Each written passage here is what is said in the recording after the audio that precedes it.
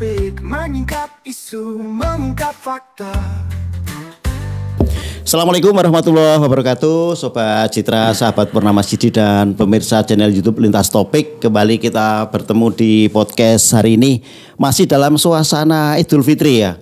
Ini hari keberapa Idul Fitri setelah sebulan lamanya kita berpuasa menjalankan baik puasa, tadarus, tarawih maupun ibadah-ibadah ritual serta ibadah-ibadah sosial yang begitu gegap gempita. Hari ini kita sudah kembali ke setelan pabrik dalam biasanya gitu. Tapi di nuansa Idul Fitri ini kembali saya mengucapkan selamat Hari Raya Idul Fitri 1 Syawal 1446 Hijriah. Taqabbalallahu minna wa minkum. Mohon maaf untuk semua kesalahan selama kita bersama di channel Lintas Topik ini. Hari ini kita masih berbicara tentang hal-hal keimanan, terutama setelah lepas dari Ramadan. Di episode kemarin kita juga membicarakan itu kan. Setelah gegap gempita suasana keislaman yang begitu terasa. Nah, apakah nanti setelah bulan Syawal sampai Ramadan depan ini akan kembali terjaga ataupun bagaimana kiat-kiat untuk menjaga keimanan biar spirit Ramadan itu selalu ada di 11 bulan ke depan. Sudah bersama saya narasumber yang saya yakin teman-teman sudah familiar ya. Beliau ini termasuk tokoh di Wonosobo, Pak Arifin Siddiq. Beliau adalah Wakil Rektor 1 Unsik.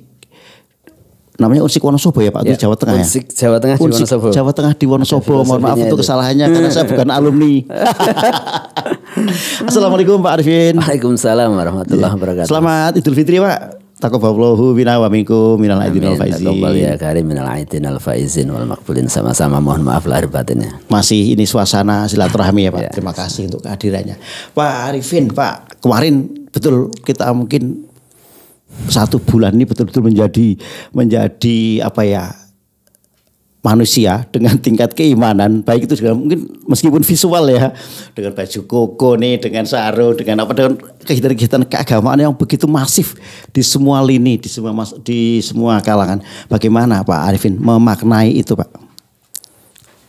Saya melihat bahwa puasa hari ini semacam sudah menjadi budaya ya. Budaya. Jadi orang kalau nggak puasa itu malu. Terlepas dari ini budaya, tetapi ada sisi-sisi substansial yang penting kita pahami bersama bahwa puasa adalah bagian dari ritual keagamaan yang kalau orang kemudian tidak menjalankan terasa tidak lengkap. Dulu kan ada orang puasa itu kemudian hanya pada awal Ramadan tutup kendang itu ya. Tutup kendang begitu. Sekarang sudah anak-anak muda sekarang kalau nggak puasa serasa enggak begitu enggak kekinian. Ini berbeda dengan kemudian 10-15 tahun yang akan datang. Lah konteks ini sehingga memberikan warna tersendiri dalam konteks keberagamaan kita bahwa sudah ada peningkatan yang sangat signifikan kalau kita lihat dari perkembangan tahun ke tahun tentang amaliyah ibadah. Ini juga sepadan dengan ritual yang lain termasuk sholat. Dulu kalau kita melihat di jalan misalnya orang sholat itu kan jarang ya. Yeah. Apalagi dulu. Misalnya pom bensin hampir semua di masa lama itu nggak ada musolanya. Sekarang menjadi fasos. Berarti fasos itu berarti sudah kebutuhan umum. Artinya bahwa sholat, puasa hari ini dan ke depan menjadi tren yang itu sangat menarik. Saya nggak ngerti apa ini karena orang kegemukan kakean gizi hari ini mungkin sehingga kepengen mengurangi gizinya melalui proses puasa. Gitu, makasih. Itu ada semacam kayak peningkatan keimanan nggak Pak? Artinya atau sekedar tren selama di bulan Ramadan aja nih? Justru itu yang menurut saya menjadi tren menarik dalam konteks keimanan ya. Karena ukuran seorang beriman itu kan kalau yang bersangkutan mau menjalankan perintah agama dalam keadaan sirron wa alaniyatan. Jadi dalam keadaan diam-diam juga tetap, dalam keadaan terang-terang dia juga tetap stabil seperti itu, beramaliyah positif, maka berarti keimanan seorang sudah meningkat. Nah Pak, kalau di lingkungan kita emang masif betul kan, hampir setiap kampung ataupun lini ya, RT, keluarga dan lain-lain di masa Ramadan kemarin itu betul-betul iklimnya mendukung. Kan. Yeah. Tadi disampaikan Pak Arifin, malu dong kalau nggak puasa gitu kan. Beda dengan era-era kemarin gitu. Nah, tapi ini nanti ada nggak korelasinya dengan peningkatan keimanan pasca Ramadan? Nah ini yang perlu kita kaji bersama. Jadi selama ini belum ada kemudian penelitian penelitian lebih detail berkaitan dengan objek penelitian ini terus kita kaji secara sangat objektif. Tapi melihat dari rumusan-rumusan itu bahwa di antara substansi puasa itu sebenarnya memanusiakan manusia pada aslinya ya. Melatih mereka bahwa mereka itu adalah sebagai makhluk Allah. Yang kedua juga sebagai makhluk yang harus peduli terhadap sesama manusia. Tradisi berbagi, tradisi kebersamaan, tradisi kemudian merasakan penderitaan orang lain yang itu kemudian berimplikasi pada mau berbagi, itu trennya juga sangat menarik. Bisa kita lihat misalnya seorang yang kemudian hari ini kesadaran seorang berzakat juga mengalami peningkatan yang luar biasa. Ini bandingkan dengan tadi sekali lagi 10, 15, 20 tahun yang akan datang. Apa yang lalu? Ini artinya apa? Bahwa korelasi terhadap keimanan dari sisi-sisi aspek yang lain itu sangat tampak dan sangat menonjol. Gitu. Ada nggak faktor-faktor yang mempengaruhi itu Pak? Kira-kira kalau misalnya kenapa ada peningkatan ritual ya? Kan mungkin karena paling terlihat kan dari visualisasinya, ritual-ritual peribadatan, terus spirit berbagi. Kita melihat ada banyak komunitas atau banyak pihak selama bulan Ramadan ini begitu jor-joran. Karena mungkin mengejar keistimewaan sedekah di bulan Ramadan gitu. Tapi di luar Ramadan pun kadang-kadang juga masih banyak nih kelompok-kelompok ataupun komunitas-komunitas yang memang spesialisasi pada charity, pada amal seperti itu Pak. Ada nggak faktor-faktor seperti apa yang mungkin Pak Arifin bisa paham? Ya banyak faktor ya. Kalau dilihat dari sisi kesadaran agama mungkin karena terjadi proses perubahan pemahaman agama seorang yang lebih mendalam. Yang kedua bahwa dari sisi spiritual, kalau orang itu beramal itu rasanya bahagia. Karena kebahagiaan sejati di antaranya itu adalah bahagia saat memberi. Kemudian yang diberi itu berterima kasih. Itu ada kebahagiaan yang tak tergambarkan bagi orang-orang yang suka memberi. Tapi kalau faktor yang lain bisa jadi karena tingkat kemakmuran juga sudah mulai meningkat. Tapi kemakmuran yang kemudian tidak diimbangi dengan keimanan yang kuat hanya akan menimbulkan hedonisme. Sehingga harta yang dimiliki mungkin akan dipakai untuk foya-foya, tidak untuk berbagi bersama. Ini artinya ya berarti sudah banyak ini ada perubahan-perubahan yang sangat signifikan.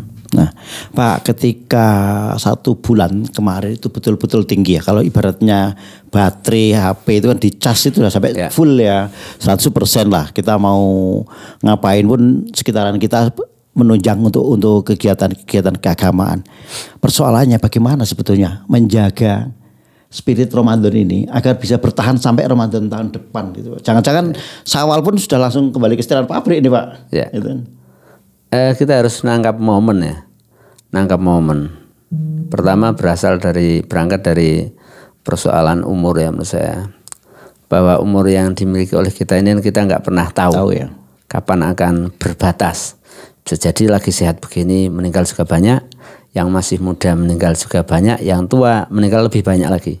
Sehingga momen kebaikan Ramadan ini harus kita ambil menjadi bagian, jangan-jangan kita tidak akan ketemu dengan Ramadan yang akan datang. Sehingga kebaikan yang sudah kita lakukan harus kita lanjutkan. Ada sebuah kaidah menurut saya yang cukup menarik itu. La khaira fi khairil layadum wa bal syarrul layadum khairum min khairil layadum. Imam Al-Ghazali itu mengatakan bahwa kebaikan yang tidak diteruskan atau tidak istiqomah atau tidak konsisten itu bukan suatu kebaikan yang sejati.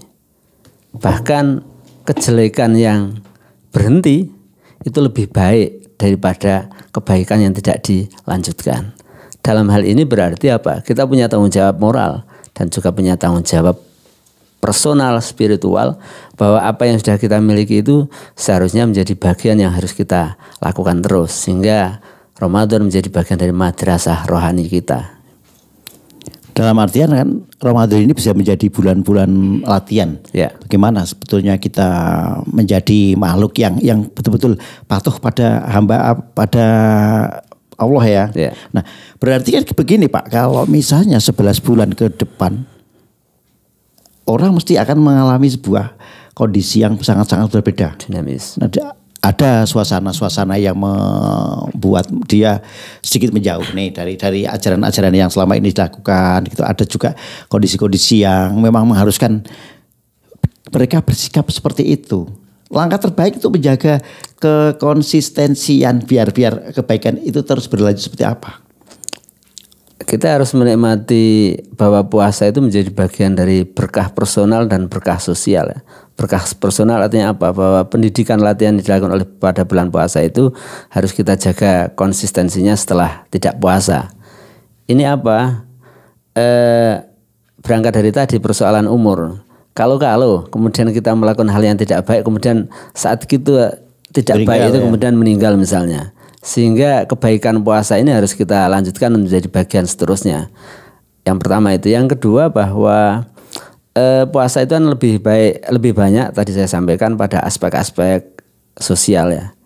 Bahwa kebahagiaan seseorang itu kan kalau kemudian mereka diterima di lingkungannya, mereka itu juga mendapatkan persepsi dari lingkungan juga positif, dia juga bisa bersama-sama dengan lingkungan, dan konteks ini diantaranya dididik melalui proses puasa, dilatih melalui proses puasa, proses berbagi, merasakan orang lapar gitu merasakan kekurangan, kita berhimpit-himpitan dengan masyarakat, banyak bersilaturahmi dan lain sebagainya. Bangunan-bangunan yang sebenarnya lebih banyak pada aspek sosial, sehingga puasa dalam konteks ini kemudian sebetulnya suatu yang clear dilakukan di bulan puasa atau tidak puasa itu kebutuhan yang hampir sama.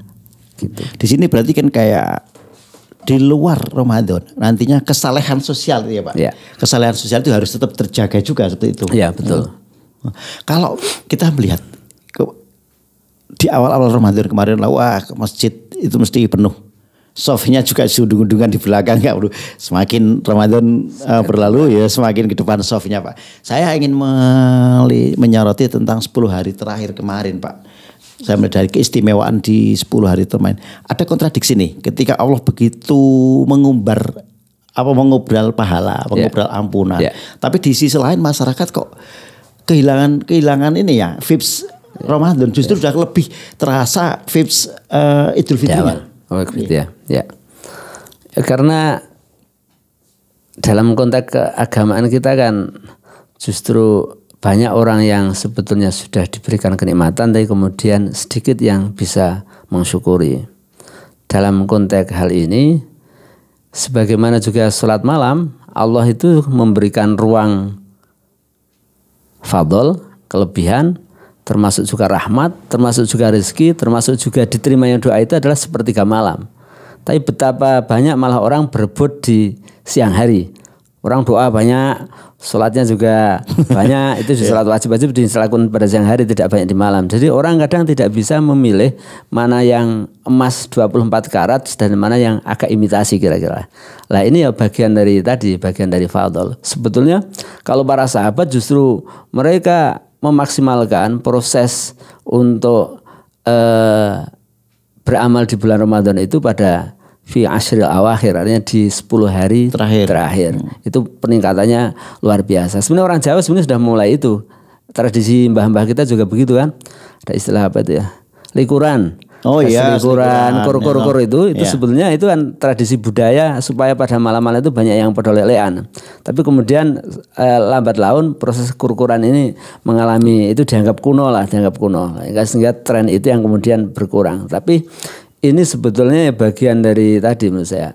Orang atau kita semuanya tidak memahami bahwa sebetulnya mana yang sebetulnya sangat utama, mana yang top, dan mana saat itu digelar semua pahala termasuk juga fadl-fadl yang lain, kita nggak bisa milih itu. Itu ya seperti kita sebetulnya kalau dalam konteks ini saya pahami berarti keimanan kita belum maksimal sekali dalam konteks memahami ini, sehingga kita masih lebih banyak berpikir tentang ritual yang bentuknya umum. Biasanya menjelang Lebaran itu ibu-ibu yang tua-tua sepuh-sepuh sudah sibuk ya, sibuk ngurusi menjelang Lebaran, mikir jajan, mikir duit macam-macam, dan itu yang kadang kemudian agak melelahkan. Tapi kan nggak bisa dipungkiri juga ya, ketika aspek budaya itu beririsan banget dengan aspek-aspek religi Pak. Ya. Ketika menjelang menjelang Lebaran ini kan, wah Dewi Rundui jajanan, urung mempersiapkan ini, terutama memang betul dari kalangan ibu-ibu. Tapi meskipun bapak-bapak misalnya dari kalangan yang berprofesi sebagai pedagang, ini saatnya meremo, saatnya panen. Betul. Ini kan juga sebuah kewajiban yang tujuannya ingin membahagiakan keluarga. Ya. Nah, seperti apa sebetulnya Pak? Ini saya ingin perdalamin di 10 hari terakhir kemarin biar itu bisa menjadi referensi barangkali di di Ramadan depan seandainya kita masih bisa menangi itu ya. Ya.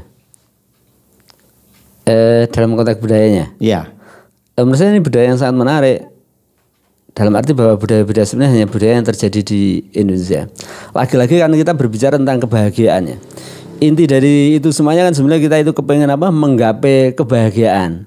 Artinya apa dalam konteks yang lainnya, dalam konteks yang lain, bukan sekedar bahwa itu adalah bagian dari pengabdian kita, penghambaan kita kepada Allah untuk mendapatkan pahala, tapi dalam konteks kemanusiaan kita kan kita kepengen mendapatkan pahala. Ini seperti apa ya saya mikir? Ada orang yang apa namanya? Yang bilang, kenapa sih kita itu kalau mudik kok harus di bulan Ramadan menjelang Lebaran harus berdesak-desakan, repot bahkan korbannya banyak. Kenapa kok gitu? Mau mudik aja tidak harus di bulan apa? Ramadan, di bulan-bulan yang lain. Tapi kita nggak ketemu kebahagiaannya. Justru ketemu keluarga bisa berkumpul di bulan Ramadan adalah kebahagiaan yang tidak didapatkan di bulan-bulan.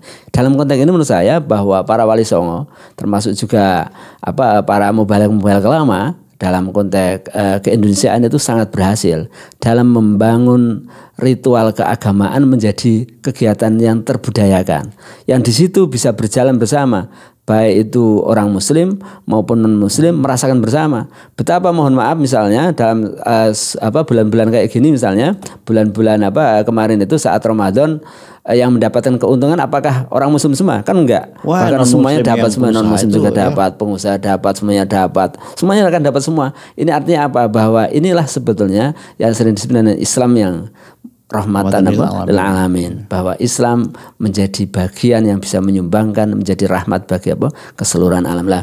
Konteks ini kemudian apa? Dalam konteks yang lain menurut saya makna silaturahmi menjadi sangat penting, termasuk juga membahagiakan keluarga, membahagiakan anak, membahagiakan cucu, saudara dan lain sebagainya. Dan itu orang tervisualkan saat di waktu Lebaran kayak gini. Karena apa? Nggak ada orang kemudian dimintai maaf pada bulan-bulan Syawal, terus kemudian dia tidak memberikan maaf. Makanya kalau kita punya hutang kira-kira njaluk ngapro pas musim Lebaran gitu.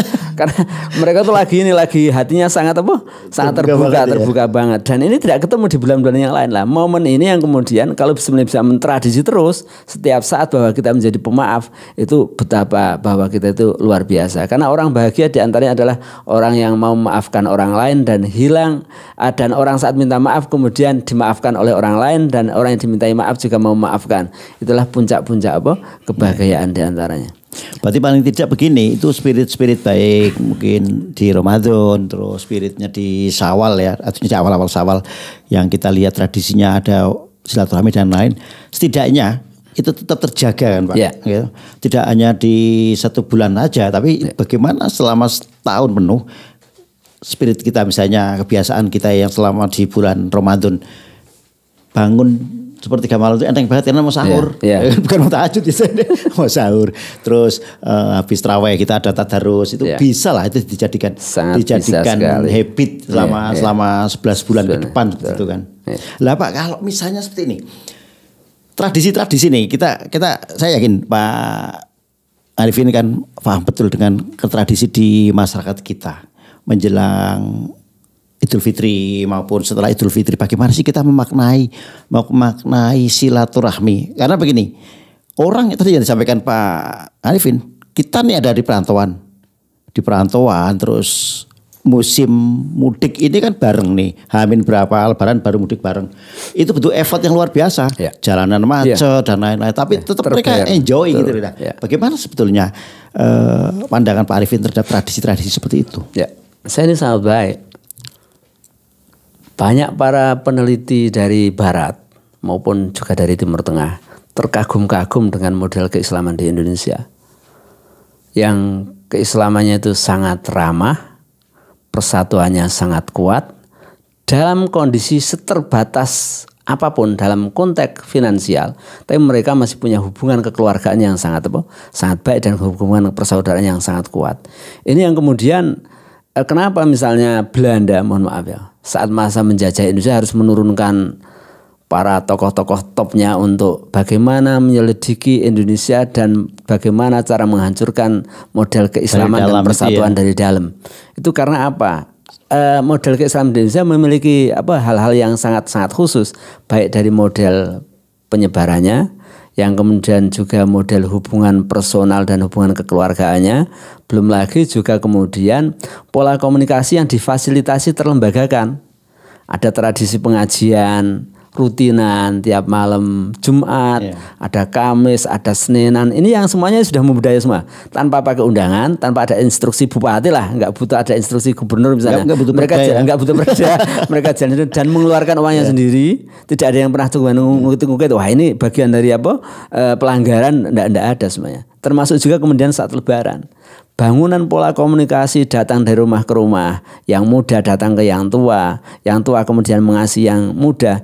Ini terlembagakan dengan sangat baik melalui budaya tadi, dan ini menurut saya menjadi salah satu bagian bagaimana kemudian masyarakat Indonesia hubungannya menjadi sangat erat karena terfasilitasi melakukan dengan hubungan-hubungan yang polanya itu dari hati ke hati. Kalau dalam bahasa Arab misalnya disebut al-qalbu minal qalbi. Jadi hati ketemu hati itu, orang kalau sudah ketemu hatinya itu sudah semuanya akan selesai semua lah. Ini yang kemudian menjadi hal yang menurut saya sangat-sangat positif dalam konteks keislaman ke depan.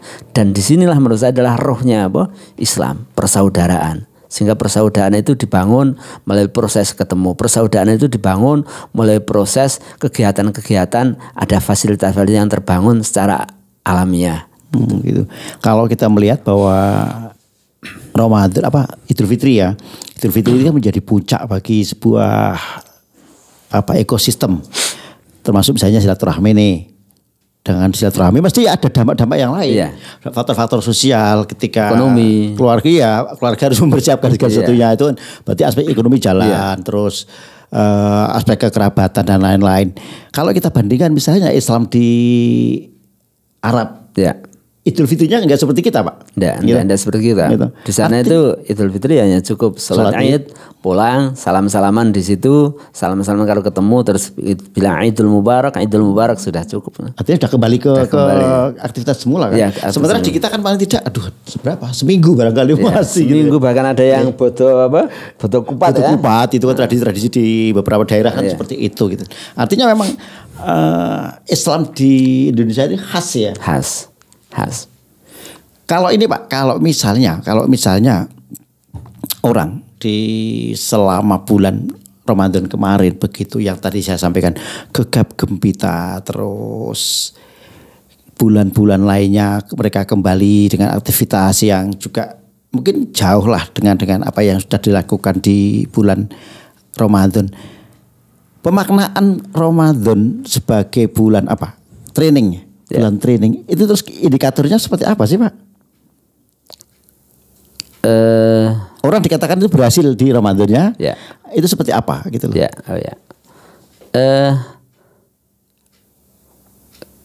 Allah berfirman dalam kewajiban kita kutiba alaikumusiyam, kemudian diakhiri dengan la'alakum tattaqun. Jadi ukurannya seorang kemudian berhasil itu adalah ketakwaan. Nah, ukuran ketakwaan itu bagaimana? Bahwa kita sering menyebut kalau khotib berkhutbah itu kan standar banget itu menjalankan perintah dan menghindari larangan dan menghindari atau meninggalkan yang dilarang. Jadi imtitsalul awamir, dan kemudian kita menjalankan perintah Allah, kemudian kita meninggalkan manhiyat, meninggalkan apa-apa yang dilarang oleh Allah. Itu standar, misalnya standar. Tapi dalam konteks yang lain kemudian ukuran seorang kemudian berhasil puasanya itu membawa efek saya lagi-lagi akan bicara tentang kesalehan personal, hubungan hablum minallah, dan yang kedua adalah kesalehan sosial Artinya bahwa hubungan minallah kita meningkat, ibadah kita dengan Allah meningkat, sholat kita, sholat sunnah dan kewajiban-kewajiban yang lain sebagaimana yang diwajibkan kita meningkat. Zakat kita juga tertib. Begitu seterusnya lah. Aspek sosialnya, hubungan kita dengan tetangga, dengan saudara, rasa senasib penanggungan, berempati dan lain sebagainya kita juga tumbuh. Kalau sudah begitu berarti kita puasa kita, indikator keberhasilan puasa kita ada efeknya. dan membekas itu kan. Artinya kan bukan sekedar pada ritual semata. Ya. Itu kan. Artinya pun seremonial. Ya. Ya kan? Karena selama ini kan mungkin dilihat hanya dari seremonial si bulan Ramadan aja gitu kan. Nah, bagaimana untuk menjalankan di bulan-bulan berikutnya. 11 bulan ini kan tidak bukan waktu yang pendek, Pak. Ya. Untuk menjaga sebuah keimanan ataupun ya saya sendiri misalnya nih, aduh kok pas malas banget nih bangun malam, malas banget tadarus seperti itu. Gimana sih sebetulnya kiatnya? Mungkin Pak Arifin punya kiat nih, Pak. Saya bukan muslim yang baik-baik amat ya, hanya sebagai bagian dari apa yang berlatih untuk untuk menjadi lebih baik, menjadi lebih baik begitulah. Tetapi lagi-lagi saya akan berbicara tentang kesempatan. Kita mumpung masih diberi kesempatan umur, masih di kesempatan sehat, masih diberi kesempatan yang lain-lain yang banyak, itu gunakan waktu itu dengan sebaik-baiknya. Tradisi yang bisa dibangun kaitan dengan misalnya sholat malam misalnya, ya kita harus ingat bahwa fadlnya sholat malam itu luar biasa. Wa minal laili fatahajjat bihi nafilatalak asa ayyab'atsaka maqaman mahmuda. Kalau kita kepengen mendapat makom yang mahmud, yang top, yang di makom-makom terbaiknya makom, ya kita harus memperbanyak sholat lail. Kadang kita ini beribadah kan ada motif-motif keduniaan kadang. Oh kepengen ini doanya. Oh iya. Ini kita pengen mungkin sukses ininya. Oh kepengen keluarganya ini, kepengen anaknya begini, itu termotivasi melalui aspek. Menurut saya standar-standar menurut saya standar bahwa ibadahnya orang awam ya harus dimulai dari motivasi begitu. Tapi nggak salah kan Pak ketika kita punya motivasi seperti itu? Nggak salah. Walaupun mungkin kalau kita lihat misalnya ini dari makomnya yang khawas misalnya, kira-kira makom begini masih makom rendahan lah kira-kira. Makom awam ya. Makom awam. Tetapi bahwa ini adalah bagian dari proses untuk menyemangati kita beribadah. Terus yang kedua, dalam konteks yang lain pembiasaan itu kan terbangun, kita kepingin dapat pahala kira-kira. Misalnya kita baca Al-Quran. Dalam puasa kita biasa Al-Quran. Misalnya kita ingat Allah itu akan memberikan pahala orang yang baca satu huruf saja, itu mendapat 10 kebaikan. 10 kebaikan akan dilipat gandakan. Kita juga ingat bahwa kita besok kalau mati nggak ada yang bisa memberikan syafaat kepada kita, kecuali adalah kita mengharapkan syafaatnya apa? Al-Quran. Berapa beratnya sih kalau kita hanya misalnya, mohon maaf ya, melanggengkan, membiasakan, mengistiqomahkan misalnya baca Al-Quran di surat-surat tertentu lah misalnya. Syukur-syukur darusan bisa istiqomah sebulan 1 juz kira-kira lah misalnya. Atau berapa misalnya, itu berapa beratnya sih?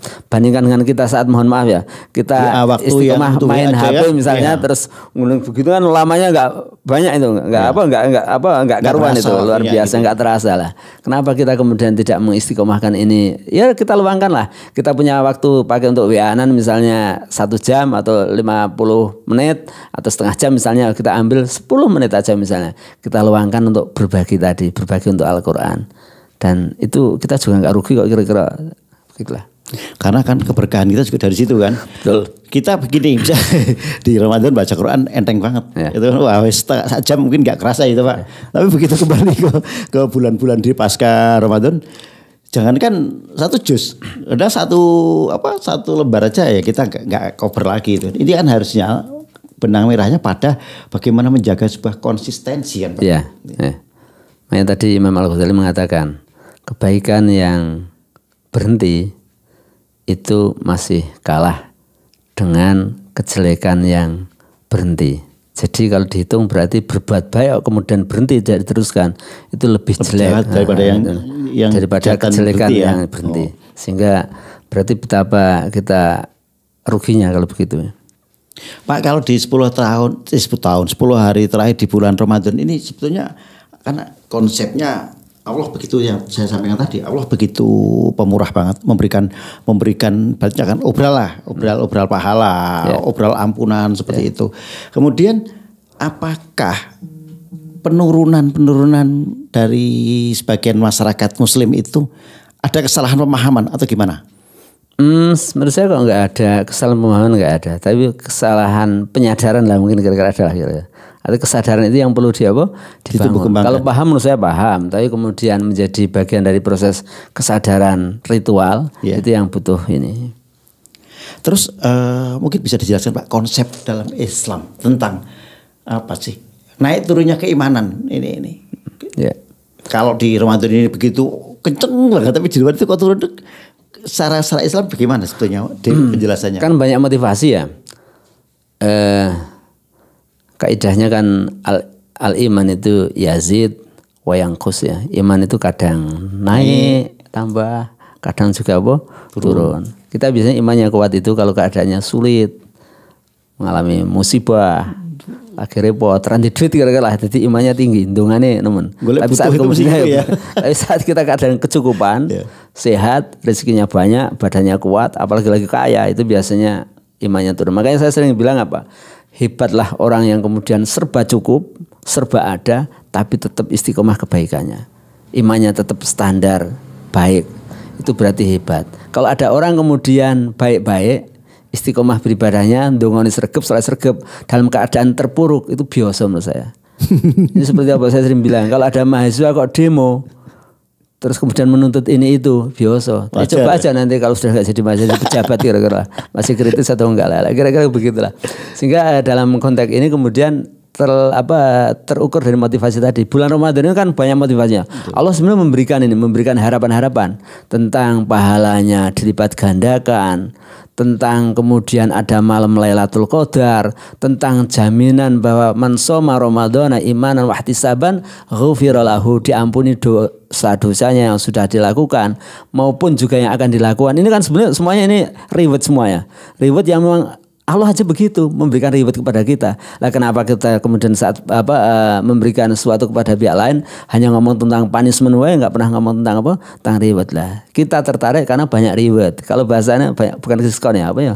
Kalau di toko itu apa? Kalau banyak promo-promo lah. Banyak promo-promo di bulan Ramadan, promonya memang banyak banget lah. Karena begitu kemudian kita semangat. Kira-kira kalau mungkin di bulan lain juga promonya kayak Ramadan mungkin ya.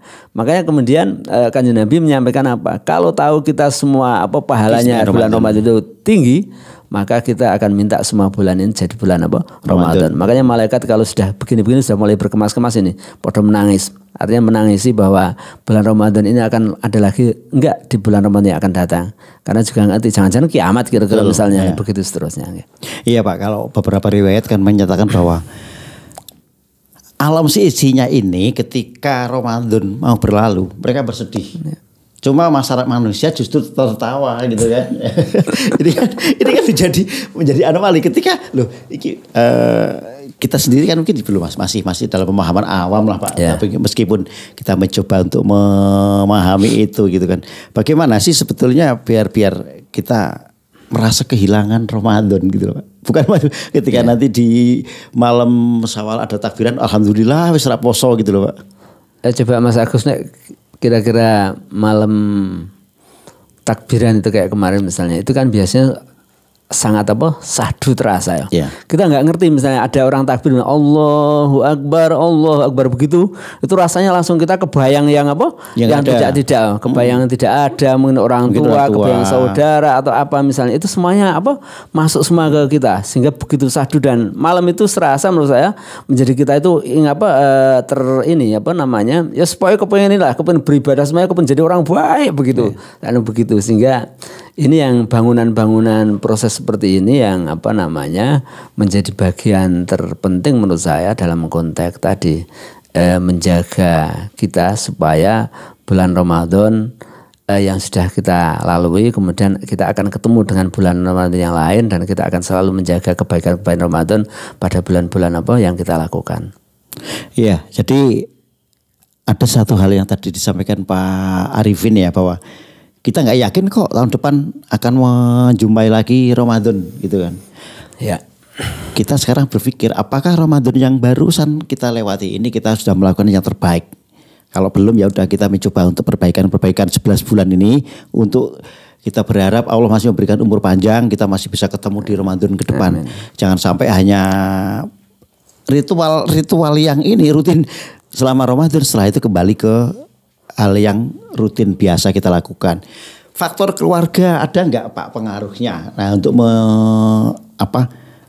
mempertahankan spirit Ramadan ini? Sangat ada.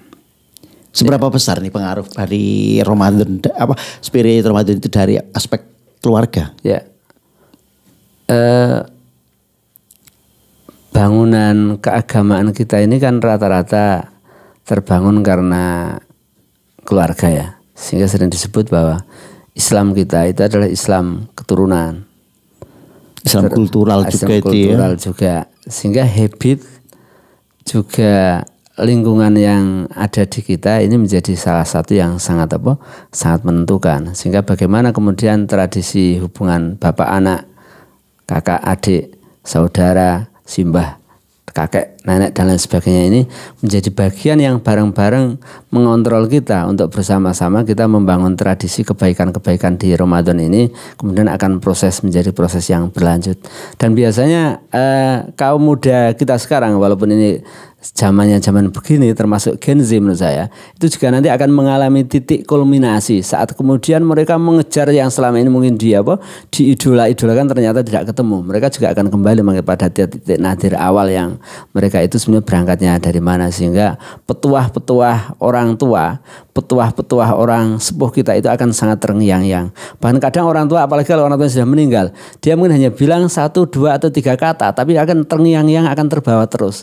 Nah, proses ini yang sebetulnya juga penting bagi bapak ibu yang sudah punya putra putri semuanya untuk selalu mengingatkan, memberikan pesan-pesan positif tentang Ramadan kepada putra putrinya. Sebegitu besar sebetulnya ya peran dari keluarga, khususnya orang tua, untuk memberikan edukasi bagi anak putra putranya. Karena memang taruhlah ketika kita masih muda dulu mungkin pemikiran kita ya hedon aja, terus orang tua kita memberikan pemahaman apa ya sudahlah, bunga tua istilahnya. Gitu. Tapi seiring usia kita mulai berpikir, apalagi ketika kita memiliki anak dan anak kita sudah mulai besar ya. Oh iya, berarti dulu orang tua kita dalam posisi yang sama. Gitu kan. Nah, tapi perbedaan generasi ini akan mempengaruhi perbedaan norma-norma sosial enggak sih terhadap pemahaman agama? Kalau saya memandang kok 50-50 ya. 50-50 artinya bahwa pola lama, pendekatan dengan model lama itu relevan dalam konteks lama. Pola hari ini, pendekatan dengan model ini adalah relevan dengan hari ini. Dulu saat kemudian kita belajar harus datang ke guru langsung, kemudian kita harus berjalan dari tempat yang jauh, kita baru akan mendapat ilmu. Hari ini ilmu bisa didapat dari manapun. Dan menurut saya media-media yang ada sekarang ini menjadi bagian dari proses untuk penyebaran agama sedemikian rupa. Kalau ini kemudian tidak berefek, kenapa kemudian belakangan ini bangunan-bangunan proses pengamalan agama kemudian meningkat sedemikian rupa. Dulu kita nggak kenal ada namanya perempuan kemudian pakai jilbab ya. Tapi di era kemudian 2005-an ke sini, orang itu kalau nggak pakai jilbab itu rasanya gimana? Makanya saya juga sering bilang, jangan-jangan pakai jilbab itu bukan karena faktor keagamaan semata, tapi karena faktor fashion ya, lifestyle kan, lifestyle. Tapi itu alhamdulillah bisa itu positif, itu budaya yang positif. Kalau bilang begini berarti Gus Dur itu luar biasa itu. Kenapa Gus Dur sejak dulu selalu mengatakan bahwa Islam harus didekatkan melalui budaya. Islam harus didekatkan melalui budaya karena sesuatu yang sudah membudaya itu akan sulit tercerabut. Berbeda kalau kemudian pakai pola pragmatisme orientasinya pada struktur misalnya. Itu kalau ganti orang kira-kira ya ganti. Tapi kalau sudah jadi budaya kan orang yang sudah meninggal aja masih turun-temurun, masih dipakai terus. Saya setuju apa yang disampaikan Pak Arifin tadi. Kita melihat nih beberapa tahun yang lalu mungkin ketika kita SMA atau kuliah gitu kan. Tahu teman-teman perempuan kita yang pakai jilbab masih minoritas banget. Gitu kan. Saya pun waktu itu dari sekian puluh satu angkatan hanya ada berapa ya? 3 kayaknya. Tahun berapa Mas? Tahun berapa? Saya 88 masuk di kampus itu kan. Sama berarti ya. Iya, itu belum banyak gitu kan. Terus di mana birokrasi juga kita tahu lah seperti itu kan. Apalagi di SMA saat itu belum ada. Nah sekarang justru minoritas mereka yang tidak menggunakan hijab. Oke, dari satu pemahaman mungkin belum sempurna, tapi setidaknya itu kan sudah hal yang baik. Sangat ketika baik. Ada kesadaran apakah baik. Itu mau dimaknai sebagai sebuah lifestyle, sebagai fashion. Itu di awal lah. Masalah. Itu di awal, tapi bagaimana mereka sudah mulai menutup gitu kan.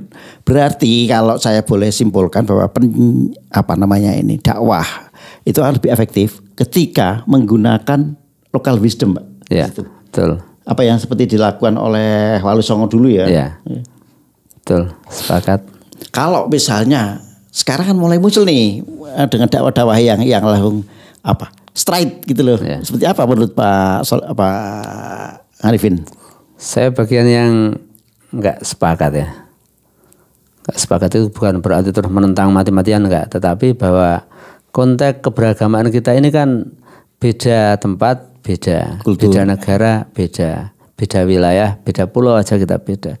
Sehingga local wisdom dalam konteks pemahaman, termasuk juga dalam konteks kita memahami situasi lokal, kemudian kita menggunakan kearifan-kearifan, ini menjadi sesuatu yang menurut saya harus begitu. Maka kemudian Al-Quran kan sudah wanti-wanti sejak mula kan, fabima rahmatin minallahi lintalahum. Jadi walau kunta fadzan ghalizal qalbi, kalau kita kemudian mau pakai model kekerasan dengan cara-cara kasar, kita nggak akan dapat. Justru mereka itu lari. Dan inilah yang kemudian dilakukan oleh para father fundingnya Islam di Indonesia, menempuh dengan cara-cara yang damai. Cara damai itu ya dengan memahami situasi. Ini pun juga kenapa Rasulullah saat sahabat Mu'adz bin Jabal mau datang ke negara luar negeri saat itu, yaitu Yaman, beliau mengatakan, gimana Mas Mu'adz kalau nanti di sana ada persoalan? Kaifa taqdi idza aradalaka qada'un. Mas Mu'adz jawabnya apa? Saya akan menggunakan Al-Quran. Kemudian Rasulullah mengatakan, falam tajid fi kitabillah, kalau di Al-Quran enggak ada gimana Mas? Terus dia jawabnya apa? Qala fa bisunnati Rasulullah, saya akan pakai hadis ya Rasul. Rasul kemudian mengatakan lagi, kalau di Al-Quran enggak ada, di hadis enggak ada dalilnya, enggak ada dasarnya. Bagaimana? Qala astahidu ra'yi wala alu. Saya akan beristihad menggunakan pikiran saya. Ijtihad ini dalam makna yang lebih luas adalah dia akan mengarahkan segala daya upaya supaya pendapat-pendapatnya diterima oleh orang banyak. Pendapat orang banyak yang bisa diterima ini kan otomatis harus memahami tadi kearifan-kearifan lokal. Dan Rasulullah kemudian menepuk pundaknya Mu'adz, tandanya setuju. Dan ini yang mohon maaf hari ini kadang seorang saat kepingin dakwah hanya kepingin sangar-sangar aja. Dikirain orang itu kalau kemudian di depan manuk-manuk itu kemudian tandanya apa? Setuju. Sehingga ini yang sering saya sampaikan, mereka mohon maaf tidak paham ruhud dakwah. Rohnya dakwah itu nggak paham. Pahamnya itu hanya retorika dakwah, metode dakwah, tapi nggak tahu caranya untuk mendapatkan dakwahnya itu kemudian akan dapat hatinya. Nah, ini yang kemudian apa? Kadang menjadikan ya jadi kontraproduktif, justru tidak malah jadi produktif. Kita melihat sebetulnya kultur-kultur di masyarakat kita masih ada sifat untuk mengakomodir kultur lokal, budaya lokal seperti itu. Ketika itu mencoba untuk dihilangkan atas nama misalnya kemurnian dan lain-lain, yang muncul adalah konflik sosial, Pak. Ya, betul. Gitu. Nah ini sebetulnya kan bagaimana terus agama justru bukan menjadi perekat, tapi menjadi sumber konflik. Iya, betul. Kalau Pak Arifin seperti apa ini, Pak? Sepakat begitu. Ya begitu, bahwa mohon maaf juga ada tren-tren kelompok-kelompok tertentu yang memahami bahwa Islam ini harus begini-begini, ditegakkan dengan pola begini-begini. Kalau bahasa saya itu amar ma'ruf bil ma'ruf. Jadi menyampaikan kebaikan tapi dengan cara amar ma'ruf bil mungkar. Jadi menyampaikan kebaikan dengan cara yang apa? Mungkar. Kita maunya itu kan amar ma'ruf bil ma'ruf. Tapi menyampaikan kebaikan juga dengan cara yang apa? Yang baik. Tapi kadang ada yang dengan cara-cara kemungkaran. Termasuk juga mohon maaf, ada orang jualan di bulan puasa harus ditutup dengan cara-cara kekerasan misalnya.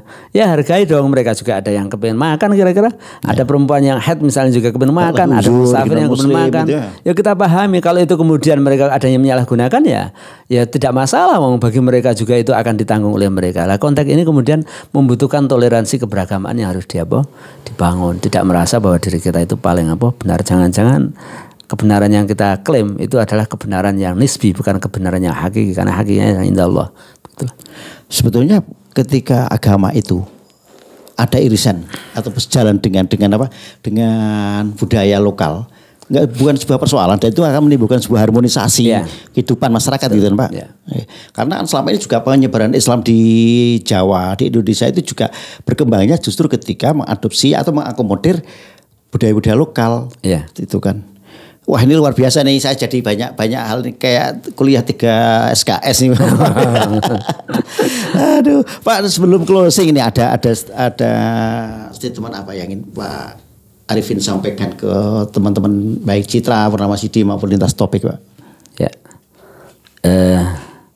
agama itu mudah ya, tapi jangan dipermudah atau jangan dianggap mudah, sehingga yang sudah dimudahkan kepada kita maka lakukan. Kita coba sedikit demi sedikit, nanti akan menjadi bagian yang terbangun menjadi tradisi yang baik. Gitu. Dan saya pengen juga gini teman-teman sekalian.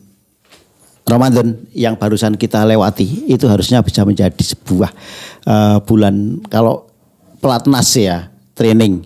Jadi ini bukan akhir, Ramadan ini bukan akhir, tapi bisa menjadi awal bagi kita untuk memperbaiki diri tentang masalah keimanan, tentang masalah peribadatan itu selama 11 bulan ke depan. Sehingga apa yang sudah kita lakukan dengan baik di bulan Ramadan seharusnya secara konsisten harus kita lakukan, baik itu sholatnya, tadarusnya, sholat malam dan lain-lain, serta semangat berbagi. Tidak hanya puasa, tidak hanya ibadah-ibadah mandohnya, tapi bagaimana kesalehan sosial itu juga bisa kita teruskan. Karena koreksi Pak Arifin kalau saya salah, orang yang terbaik adalah orang-orang yang bisa memberikan manfaat bagi sesama, begitu ya? Ya, khairun nas anfa'uhum linnas. Nah itu yang saya pengen hafal tapi nggak hafal dari kemarin. Makanya biar Pak Arifin yang nyampaikan. Jadi teman-teman sekalian, mumpung ini masih Syawal, ayo kita mulai deh kembali lagi spirit Ramadan ini kita gencarkan. Ramadan bolehlah berlalu karena memang putaran waktu kita harus tinggalkan. Tapi spiritnya, ajaran-ajaran yang selama ini sudah kita lakukan, amalan-amalan baik yang sudah kita kerjakan, jangan kita berhenti ketika Ramadan itu berlalu. 11 bulan ini jadikan pembuktian bahwa kita bisa kok mau melihara spirit Ramadan. Demikian apa yang sudah kita bahas bersama Pak Arifin Siddiq. Semoga apa yang kita sampaikan hari ini bisa mendapatkan ada hal-hal yang bisa kita ambil sebagai sebuah kebaikan. Terima kasih Pak Arifin atas kehadirannya di Lintas Topik. Semoga apa yang kita bicarakan ini bisa nanti membekas lah meskipun sedikit ya Pak. Amin, Sekali lagi amin. Selamat Idul Fitri, selamat merayakan Lebaran Pak. Kita ketemu lagi di lain waktu dalam suasana yang berbeda. Ya. Demikian teman-teman sekalian. Assalamualaikum warahmatullahi wabarakatuh. Waalaikumsalam warahmatullahi wabarakatuh.